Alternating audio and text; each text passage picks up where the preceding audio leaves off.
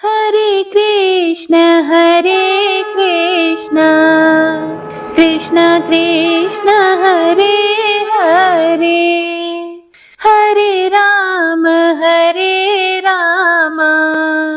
राम राम हरे हरे। हरे कृष्णा। हे प्रिय भक्तों, आइए अपने सभी संचित पापों को नष्ट करने की क्षमता रखने वाली और समस्त मनोकामनाओं को पूर्ण करने वाली पाप मोचनी एकादशी की व्रत कथा का श्रवण करते हैं। जय श्री गणेश। एक बार एक राज्य में एक राजा रहा करता था। राजा बहुत ही बुद्धिमान और बलशाली था। राजा सदा ही अपनी प्रजा का बहुत अच्छे से ध्यान रखता था और प्रजा भी राजा को बहुत पसंद करती थी। राजा की दो बेटियां थी। राजा अपनी दोनों बेटियों से बहुत प्रेम करता था। राजा की छोटी बेटी देखने में बहुत सुंदर और आकर्षित थी और राजा की बड़ी बेटी छोटी बेटी के मुकाबले थोड़ी सी कम सुंदर थी। राजा की छोटी बेटी ग्यारस माता की पूजा किया करती थी और सभी लोग राजा की छोटी बेटी से बहुत प्रेम भी करते थे और बहुत प्रशंसा किया करते थे। राजा भी अपनी छोटी बेटी को बड़ी बेटी से थोड़ा अधिक ज्यादा प्रेम करते थे, जिसके कारण राजा की बड़ी बेटी को अपनी छोटी बहन से नफरत होने लगी। राजा की दोनों बेटियां जब बड़ी हो गई, तब एक पड़ोस के राज्य में रहने वाले राजकुमार राजा की बड़ी बेटी के लिए रिश्ता लेकर आए। लेकिन जैसे ही उस राजकुमार की नजरें राजा की छोटी बेटी पर पड़ी, तो वह राजकुमार राजा की छोटी बेटी पर आकर्षित हो गया और छोटी बेटी से पहली ही नजर में प्रेम करने लगा। उस राजकुमार ने राजा की बड़ी बेटी के साथ विवाह करने से मना कर दिया और उसने राजा से कहा कि हे राजन, मैं आपकी छोटी बेटी से विवाह करना चाहता हूँ। यह सब देखकर राजा की बड़ी बेटी अपनी छोटी बहन से और ज्यादा क्रोधित हो गई और राजा की बड़ी बेटी ने अपनी छोटी बहन को अपना सबसे बड़ा दुश्मन मान लिया। राजा की बड़ी बेटी ने अपनी छोटी बहन से बदला लेने का निर्णय किया। अब राजा की बड़ी बेटी ने अपनी छोटी बहन को जान से मारने का उपाय सोचा। राजा की बड़ी बेटी ने अपनी छोटी बहन को मारने के लिए सबसे पहले तो एक लड्डू में जहर मिलाकर अपनी छोटी बहन को दे दिया और उसको लड्डू खाने के लिए कहा। लेकिन हे प्रिय भक्तों, लड्डू खाने के बाद भी छोटी बहन को कुछ भी नहीं हुआ। बड़ी बहन यह देखकर आश्चर्यचकित हो गई। लेकिन बड़ी बहन ने हार नहीं मानी। जब उसकी छोटी बहन रात में अपने कमरे में सो रही थी, तब उसने एक मटके में सांप रखकर उसके कमरे में छोड़ दिया। लेकिन सांप भी छोटी बहन का कुछ नहीं बिगाड़ पाया। जिसके बाद बड़ी बहन ने अपनी छोटी बहन से कहा कि चलो हम लोग कुएं में से पानी भर कर लाते हैं। जिसके लिए वह अपनी छोटी बहन को पानी भरने के बहाने कुएं के पास ले गई और उसने अपनी छोटी बहन को कुएं में धक्का दे दिया। लेकिन छोटी बहन को तब भी कुछ नहीं हुआ, क्योंकि हर बार ग्यारस माता उसकी रक्षा कर रही थी और उधर बड़ी बहन अपने सारे प्रयास के बाद भी असफल हो रही थी, जिससे वह बहुत क्रोधित हो गई और फिर उसने अपनी छोटी बहन के पास जाकर उससे प्रश्न किया कि हे मेरी प्यारी छोटी बहन, क्या तुमको पता है कि भगवान ने सबकी मृत्यु एक निश्चित समय पर लिखी हुई है और कैसे तुम्हारी या मेरी मृत्यु होगी, क्या यह तुम जानती हो? तब छोटी बहन ने अपनी बड़ी बहन को बताया कि हाँ दीदी, मैं तो जानती हूँ कि मेरी मृत्यु कैसे होगी। छोटी बहन से यह सब बातें सुनकर बड़ी बहन मन ही मन बहुत प्रसन्न हुई और उसने अपनी छोटी बहन से कहा कि तुम मुझे अपनी मृत्यु का राज बताओ। तब छोटी बहन ने अपनी बड़ी बहन से कहा कि मेरी मृत्यु तो एक तोते में है। जो तोते के गले में एक हार है, उससे मेरी मृत्यु होगी। जब तक कोई भी मनुष्य तोते को मारकर उस हार को अपने गले में पहनेगा, तब तक मैं मूर्छित हो जाऊंगी। और जैसे ही उस हार को अपने गले से उतारेगा तो मैं वापस से जीवित हो जाऊंगी। अपनी छोटी बहन की मृत्यु का राज जानकर बड़ी बहन बड़ी खुश हुई और उसने अपनी छोटी बहन को मारने के लिए उसके पालतू तोते को ढूंढना शुरू कर दिया। और छोटी बहन को इस बात का आभास हो गया था कि कोई उसकी जान लेना चाहता है, जिसके लिए वह अपने पिताजी के पास गई और उसने अपने पिताजी से कहा, हे पिताजी, मेरी मृत्यु के बाद आप मुझे जलाइएगा मत, बल्कि आप मुझे अपनी पुरानी वाली हवेली में एक पलंग पे लेटाकर छोड़ देना। अपनी छोटी बेटी की यह बातें सुनकर राजा बहुत आश्चर्यचकित हो गया। राजा ने अपनी छोटी बेटी से पूछा कि हे पुत्री, तुम ये क्या कह रही हो? तब राजा की छोटी बेटी ने बताया कि पिताजी, समय किसी के लिए नहीं रुकता। क्या कब किसको हो जाए इसका किसी को कुछ नहीं पता। फिर राजा ने अपनी छोटी बेटी से कहा कि तुम ऐसी बातें क्यों करती हो? 2-3 दिन के बाद तो तुम्हारा विवाह है। लेकिन छोटी बेटी ने अपने पिताजी को ऐसा करने पर मजबूर कर दिया और उनसे वचन ले लिया। राजा ने भी अपनी छोटी बेटी की बात स्वीकार कर ली और 2-3 दिनों के बाद जब शादी का समय आया तब राजकुमार बारात लेकर राजा के घर पर पहुंचा और राजकुमार और राजा की छोटी बेटी का विवाह शुरू हो गया। हे प्रिय भक्तों, जैसे ही राजा की छोटी बेटी राजकुमार के साथ फेरे लेना शुरू हुई तो उसकी बड़ी बहन अपनी छोटी बहन के कमरे में जाकर उसके तोते को पकड़ लेती है और उसको जान से मार देती है।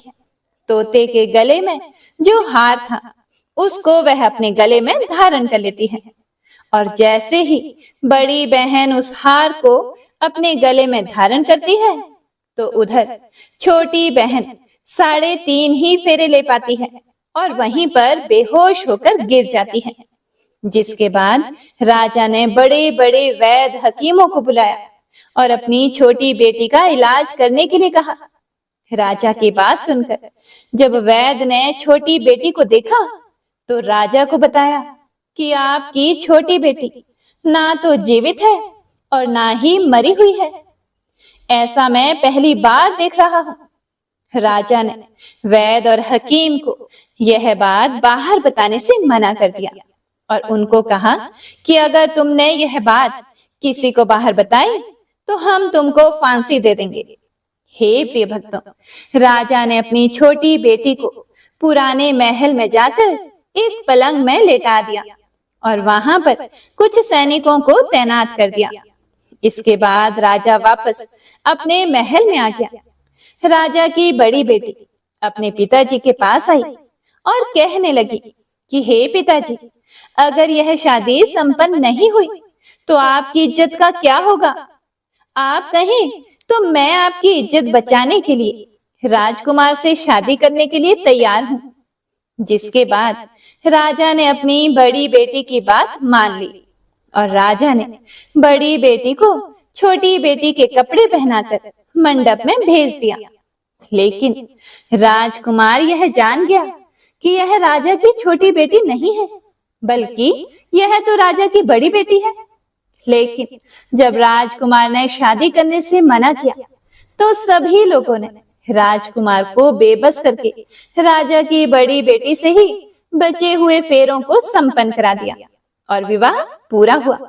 जिसके बाद राजकुमार राजा की बड़ी बेटी को अपने महल में ले गया और विवाह होने के बाद राजकुमार उससे ना तो बात करता था और ना ही उसे पसंद करता था और ना ही उसके आसपास भी भटकता था। और राजकुमार ने यह फैसला लिया था कि वह अपनी प्रेमिका को ढूंढ कर रहेगा और यह जान कर रहेगा कि उसके साथ क्या हुआ है।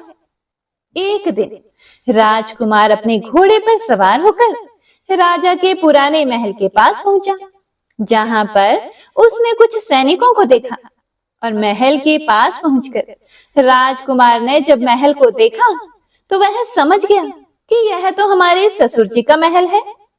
तब राजकुमार ने सैनिकों से पूछा कि तुम लोग यहाँ क्या कर रहे हो और इस महल के अंदर उस पलंग में कौन लेटा है। जिसके बाद सैनिकों ने बताया कि यहाँ पर राजा की छोटी बेटी लेटी हुई है। यह सुनकर तो राजकुमार बड़ा प्रसन्न हुआ और वह तुरंत अपनी प्रेमिका के पास पहुंच गया और उसकी सेवा करने लगा। जैसे ही रात हुई तो राजा की छोटी बेटी उठकर बैठ गई और राजकुमार यह देखकर बहुत खुश हुआ और उसने अपनी प्रेमिका से पूछा कि तुम यहाँ क्या कर रही हो, तुम मेरे साथ मेरे घर चलो। राजा की छोटी बेटी ने राजकुमार को सारी बातें बता दी कि मेरी जान एक तोते में बसती थी और मैंने यह बात सिर्फ अपनी बड़ी बहन को बताई थी और मुझे पता है कि उसने ही मुझे मारने का प्रयास किया है। उसके पास एक हार है जिसको वह सुबह पहन लेती है और रात को उतार देती है। जब तक वह हार को पहन कर रखती है तब तक मैं मूर्छित रहती हूँ और जैसे ही वह हार को उतार देती है तो मैं जीवित हो जाती हूँ। और जब तक मेरी बहन के पास वह हार रहेगा तब तक मैं ऐसे ही जीवित और मूर्छित होती रहूंगी। अगर मेरी बड़ी बहन के पास जो हार है वह मेरे हाथ लग जाए तो मैं हमेशा के लिए जीवित हो जाऊंगी। राजकुमार यह सब बातें सुनकर राजा की छोटी बेटी के पास रहने का निर्णय ले लेता है और उसने अपने बचे हुए सारे फेरे उस पलंग में लेटी हुई राजकुमार की छोटी बेटी के साथ ले लिए और अपना विवाह पूर्ण कर लिया और वहीं पर वह रहने लगा। और देखते ही देखते कुछ समय में राजा की छोटी बेटी और राजकुमार की पत्नी गर्भवती हो गई। एक दिन राजकुमार को किसी काम से बाहर जाना पड़ा। तब छोटी बहन के पेट में बहुत तेज दर्द होने लगा, जिसके बाद उसने माता का आवाहन किया और जिसके बाद वहां पर माता प्रकट हुई और उन्होंने अपने भक्तों के दर्द को दूर किया और एक पुत्र की प्राप्ति करवाई। वहीं पर अचानक से राजकुमार भी आ गया। राजकुमार ने ग्यारस माता को देखा तो वह आश्चर्यचकित हो गया और उसने तुरंत ग्यारस माता को प्रणाम किया और ग्यारस माता ने राजकुमार से कहा कि जब तुम्हारा पुत्र 5 वर्ष का हो जाए तो तुम आकर अपनी पत्नी का हार इसके गले में डाल देना। और देखते ही देखते राजकुमार और राजा की छोटी बेटी का पुत्र 5 वर्ष का हो जाता है। तो राजकुमार अपने बेटे से कहता है कि हे पुत्र, मैं कुछ काम से बाहर जा रहा हूँ, तुम अपनी माता का ध्यान रखना। और वह वहां से चला जाता है। हे प्रिय भक्तों, राजा को बाहर निकलता देखकर बड़ी बहन के सैनिक उसे देख लेते हैं और बड़ी बहन को जाकर सारी बातें बता देते हैं। जिसके बाद बड़ी बहन अपनी छोटी बहन के पुत्र को वहां से उठवा लेती है और उसको मरवा देती है। छोटी बेटी के पुत्र के 2 टुकड़े करवा देती है। पहला टुकड़ा चक्के के पास छुपा देती है और दूसरा टुकड़ा अपने पलंग के नीचे रख लेती है। अब ग्यारस माता भिखारी का रूप लेकर आती हैं और एक भिखारी का रूप रखकर बड़ी बहन के पास चली जाती हैं। जिसके बाद वहां पर भिक्षा मांगने लगती हैं।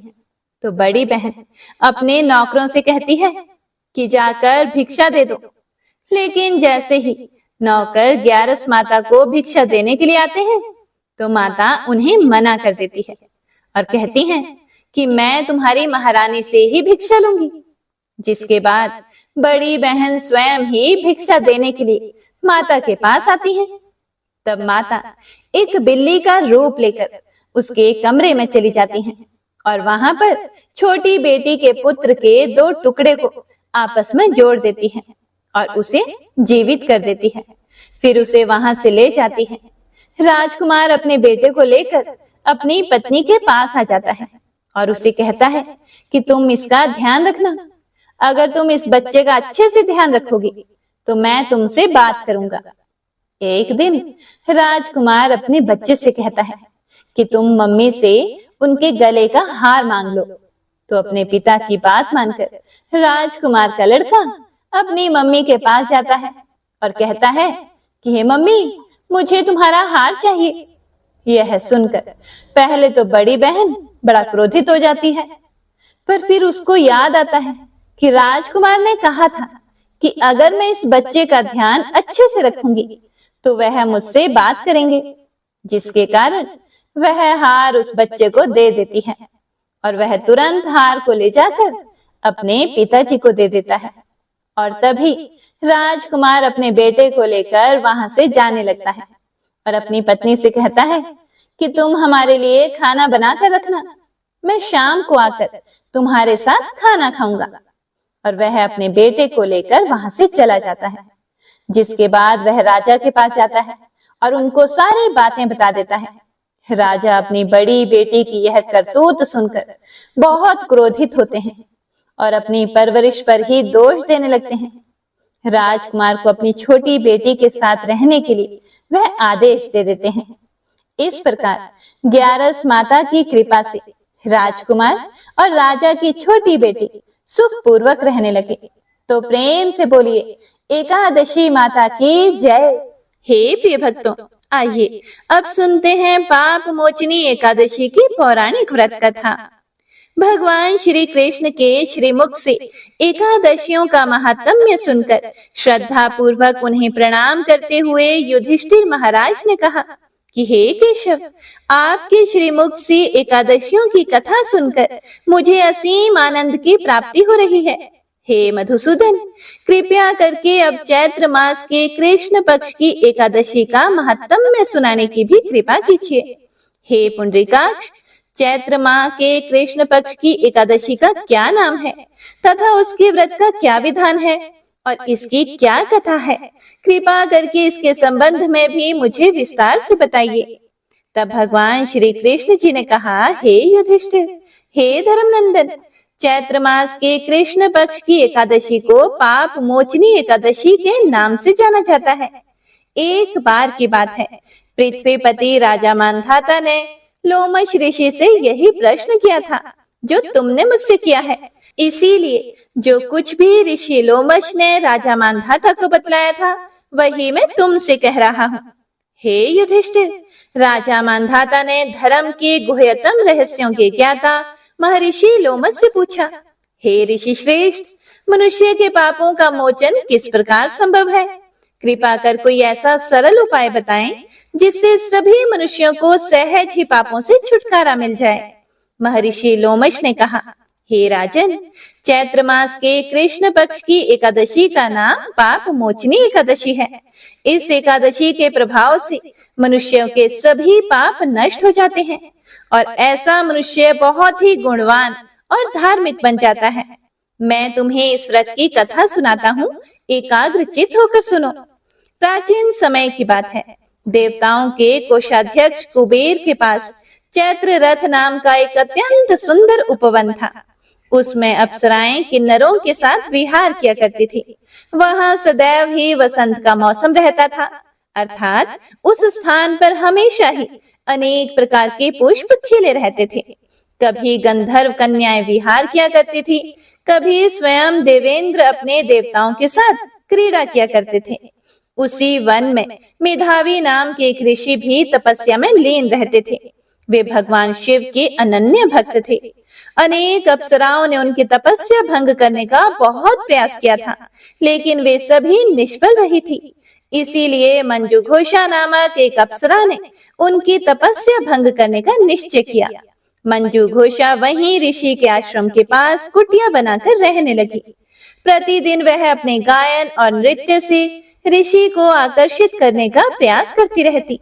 कुछ समय के बाद शिव जी के शत्रु कामदेव भी वहां आ गए और वे भी मेधावी ऋषि के ऊपर अपने बाण चलाकर उन्हें परास्त करने का प्रयास करने लगे। हे प्रिय भक्तों, जैसा कि आप सभी जानते हैं कि जब शिव जी ने दक्ष के यज्ञ कुंड में अपनी पत्नी सती को खो दिया था, तो उसके बाद उन्होंने अपने ससुर दक्ष को बकरे का सिर देकर स्वयं 60,000 वर्षों तक तपस्या करने चले गए थे। उस समय ब्रह्मा जी ने शिव जी का ध्यान भंग करने के लिए कामदेव जी को बुलाया था। कामदेव ने शब्द, स्पर्श, रूप, गंध इत्यादि अपने हर प्रकार के बाणों द्वारा शिव जी के ध्यान को भंग करने का प्रयास किया था। उस समय भगवान शिव को कामदेव के ऊपर अत्यंत क्रोध आया था और उन्होंने अपने तीसरे नेत्र के द्वारा कामदेव को भस्म कर दिया था। हालांकि उनका शरीर नष्ट हो गया था, लेकिन उनका अस्तित्व तो था। इसीलिए कामदेव ने सोचा कि मेधावी ऋषि जो कि शिव जी की तपस्या कर रहे हैं, उनके ध्यान को भंग किया जाए। बस यह सोचकर कामदेव ने मेधावी ऋषि के शरीर में प्रवेश किया। कामदेव का शरीर में प्रवेश होते ही ऋषि अत्यंत सुंदर दिखने लगे। उसी समय अप्सरा मंजू घोषा ऋषि के पास आई। ऐसी स्थिति में मेधावी ऋषि कामदेव के बाणों से पराजित हो गए और अपनी उपासना को भूलकर उस अप्सरा के साथ संलग्न हो गए। इस प्रकार अनेक वर्ष बीत गए।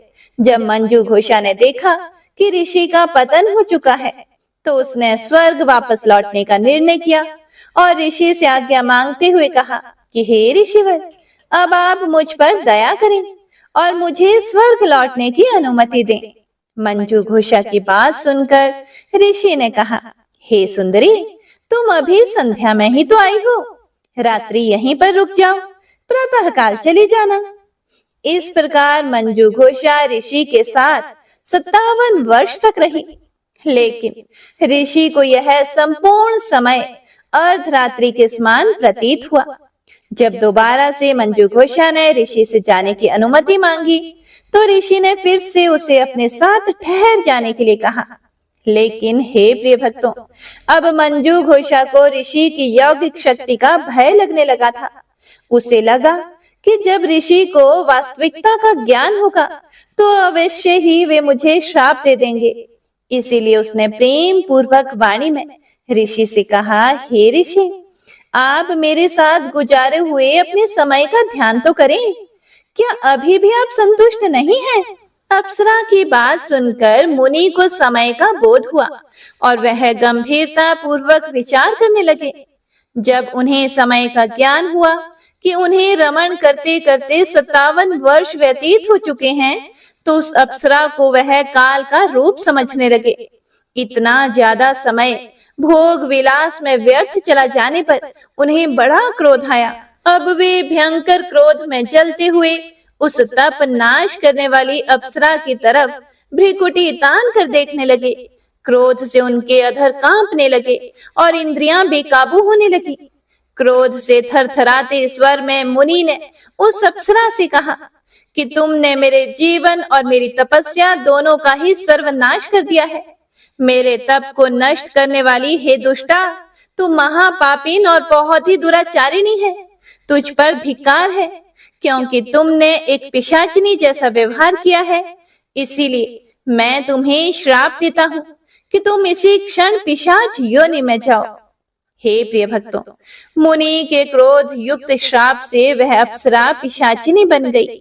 यह देखकर व्यथित होकर वह बोली, हे ऋषिवर, अब मुझ पर क्रोध त्याग कर प्रसन्न होइए और कृपा करके बताइए कि इस शाप का निवारण किस प्रकार होगा। विद्वानों ने तो कहा है कि साधुओं की संगत अच्छा फल देने वाली होती है, और आपके साथ तो मेरे बहुत वर्ष व्यतीत हुए हैं। इसीलिए अब आप मुझ पर प्रसन्न हो जाइए, अन्यथा लोग कहेंगे कि एक पुण्य आत्मा के साथ रहने पर मंजू घोषा को पिशाचिनी बनना पड़ा। मंजू घोषा की बात सुनकर मुनि को अपने क्रोध पर अत्यंत ग्लानि हुई और साथ ही अपनी अपकीर्ति का भी भय हुआ। इसीलिए पिशाचिनी बनी मंजू घोषा से मुनि ने कहा कि तूने मेरा बड़ा बुरा किया है, किंतु फिर भी मैं तुझे इस श्राप से मुक्ति का उपाय बतलाता हूँ। चैत्र मास की कृष्ण पक्ष की जो एकादशी है, उसका नाम पाप मोचिनी है। उस एकादशी का उपवास करने से तेरी पिशाचिनी की देह से मुक्ति हो जाएगी। ऐसा कहकर मुनि ने उसको व्रत का सारा विधान समझा दिया। फिर अपने पापों का प्रायश्चित करने के लिए वे अपने पिता च्यवन ऋषि के पास गए। च्यवन ऋषि ने अपने पुत्र मेधावी को देखकर कहा कि पुत्र, ऐसा क्या किया है तुमने कि तुम्हारे सभी तप नष्ट हो गए हैं, जिससे तुम्हारा समस्त तेज मलिन हो गया है। मेधावी ऋषि ने लज्जा से अपना सिर झुकाकर कहा, हे पिताश्री, मैंने एक अप्सरा से रमण करके बहुत बड़ा पाप किया है। इसी पाप के कारण संभवतः मेरा सारा तेज और मेरे तप नष्ट हो गए हैं। कृपा करके आप इस पाप से छूटने का मुझे कोई उपाय बतलाइए। फिर ऋषि ने कहा, हे पुत्र, तुम चैत्र माह के कृष्ण पक्ष की पाप मोचिनी एकादशी का विधि तथा भक्ति पूर्वक उपवास करो। इससे तुम्हारे सभी पाप नष्ट हो जाएंगे। अपने पिता च्यवन ऋषि के वचनों को सुनकर मेधावी मुनि ने पाप मोचनी एकादशी का विधि पूर्वक व्रत किया। उसके प्रभाव से उनके सभी पाप नष्ट हो गए। मंजू घोषा अप्सरा भी पाप मोचनी एकादशी का उपवास करने से पिशाचिनी की देह से छूट गई और पुनः अपना सुंदर रूप धारण करके स्वर्ग लोक को चली गई। हे प्रिय भक्तों, अंत में कथा का समापन करते हुए भगवान श्री कृष्ण युधिष्ठिर महाराज से बोले कि हे राजन, इस पाप मोचिनी एकादशी के प्रभाव से समस्त पाप नष्ट हो जाते हैं। इस एकादशी की कथा के श्रवण और पठन से 1000 गौदान करने का फल प्राप्त होता है। इस उपवास के करने से ब्रह्म हत्या करने वाले, स्वर्ण चुराने वाले, मद्यपान करने वाले, अगम्य गमन करने वाले आदि भयंकर पाप भी नष्ट हो जाते हैं और अंत में स्वर्ग लोक की प्राप्ति होती है। इसीलिए प्रत्येक मनुष्य को इस पाप मोचनी एकादशी का पालन अवश्य ही करना चाहिए। तो सभी भक्तजन एक बार प्रेम से बोलिए, लक्ष्मी नारायण भगवान की जय।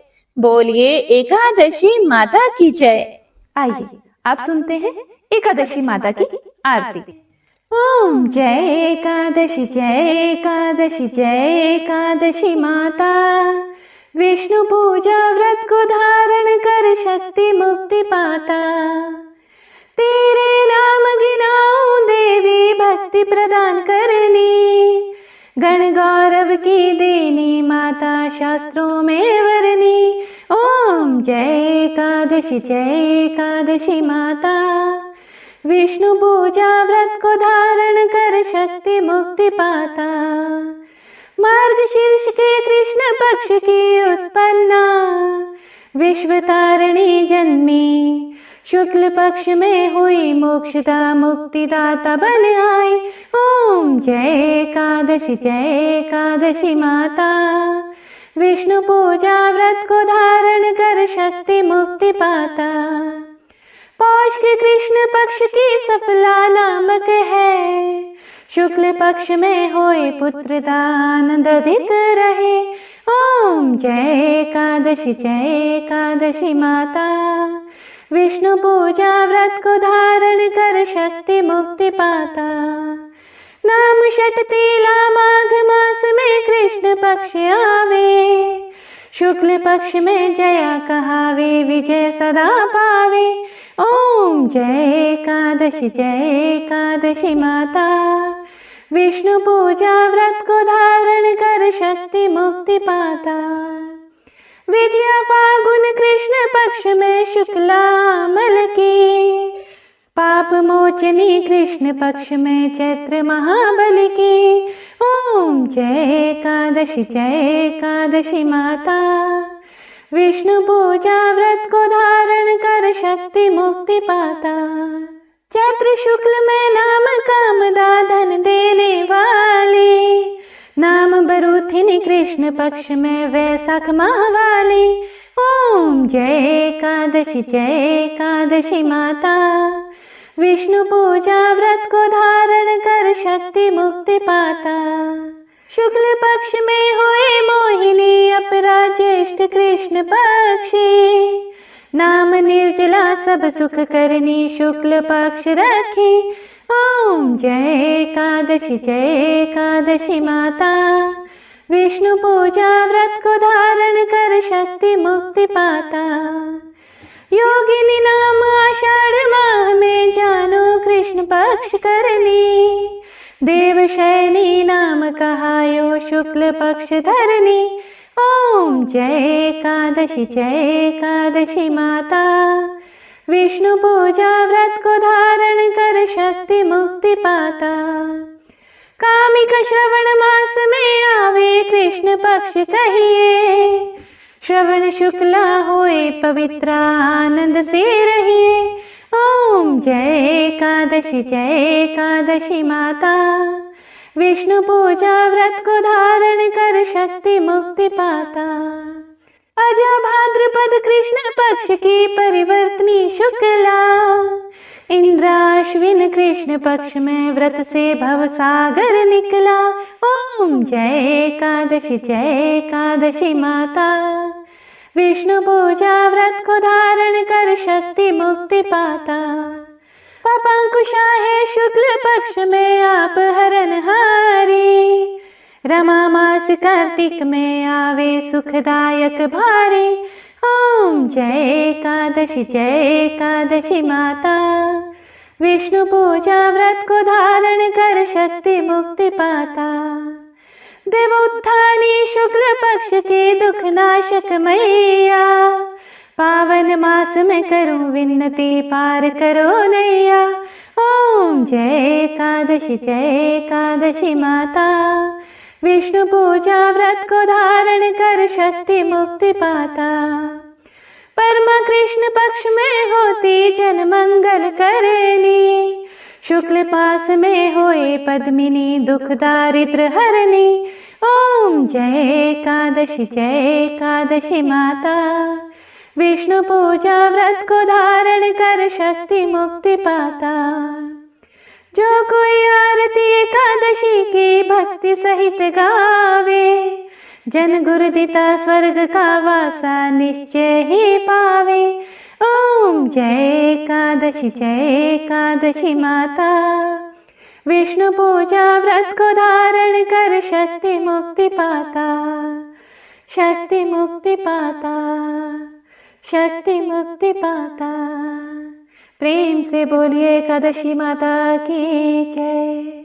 हे प्रिय भक्तों, तो यह थी आज की पाप मोचनी एकादशी की संपूर्ण व्रत कथा और आरती। भगवान आपको इस कथा को सुनने का और व्रत को धारण करने का पुण्य फल प्रदान करें और आपकी सभी मनोकामनाओं को पूर्ण करें। जय श्री हरि विष्णु।